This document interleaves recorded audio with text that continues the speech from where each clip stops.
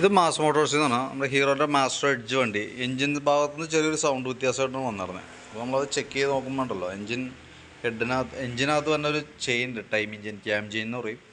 അത് ലൂസ് ആവുന്നതിനനുസരിച്ച് ഓട്ടോമാറ്റിക്കായിട്ട് അഡ്ജസ്റ്റ് ചെയ്യുന്നൊരു യൂണിറ്റാണ് ലിഫ്റ്റർ അസംബ്ലി എന്ന് പറയുന്ന ഈ ഐറ്റം. ഇത് ഡാമേജ് ആയതാണ് ആ കംപ്ലയിൻറ്റിൻ്റെ കാരണം കേട്ടോ. അപ്പോൾ അതൊന്ന് അഴിച്ച് നമ്മൾ മാറുന്നുണ്ട്. സാധാരണ രീതിയിലത് ചെയിൻ ലൂസാകുമ്പോൾ ഓട്ടോമാറ്റിക്കായിട്ട് അത് അഡ്ജസ്റ്റ് ചെയ്ത് കൊടുക്കലാണ്. അപ്പോൾ അതിൻ്റെ സ്പ്രിങ്ങിൻ്റെ ഒരു കോയിൽ സ്പ്രിങ് വെച്ചിട്ടാണ് അത് വർക്ക് ചെയ്തുകൊണ്ടിരിക്കുക.